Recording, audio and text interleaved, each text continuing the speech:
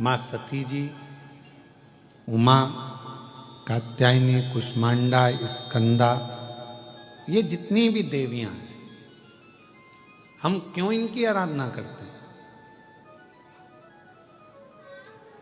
कभी आप लोगों ने विचार करा कि माता जी की हम लोग आद्य शक्ति दुर्गा भवानी की, माँ उमा की, माँ कात्यायनी की, चंद्रघंटा की, स्कंदा की, इन माताओं की आराधना हम क्यों करते? क्यों माँ अंबा जगदम्बा की हम आराधना करते हैं? कभी आप विचार करें, करिएगा विचार। ऐसी कोई देवी नहीं है, ऐसी कोई माता, जगत जननी दुर्गा भवानी के जितने स्वरूप का आप दर्शन करेंगे, ऐसी कोई देवी नहीं है जिन्होंने शिव की आराधना नहीं करी, और ऐसी कोई देवी नहीं है जिन्होंने शिव से वर प्राप्त ना करा।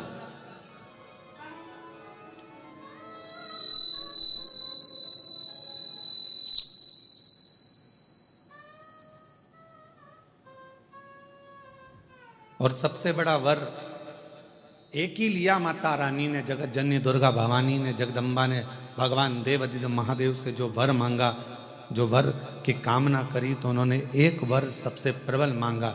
उन्होंने कहा, हे भोलेनाथ वर दीजिए, जब आद्य शक्ति इस देवी की मूर्ति की कोई दर्शन करे, उस पर शिव की कृपा आद्य शक्ति के साथ सदा बनी रहे, ये वर दीजिए।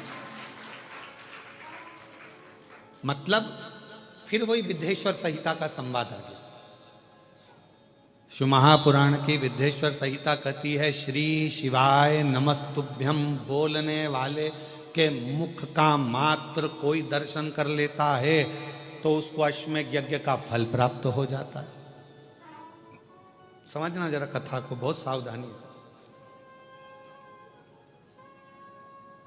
श्री शिवाय नमस्तुभ्यम का कोई मंत्र जाप कर ले और उसके मुख का मात्र दर्शन कर लो तो हमारे जीवन के सारे संचित पाप जितने भी हैं वो नष्ट हो जाते हैं। तो देखा जाए तो जैसे शंकर भगवान ने आद्य शक्ति दुर्गा भवानी को वर दिया कि तुम्हारे मूर्ति का दर्शन जो करेगा, हे दुर्गा, हे आद्य शक्ति, हे जगदम्बा, हे चामुंडा, हे कात्यायनी, हे गौरा, हे स्कंदा, हे मां चंद्रघंटा,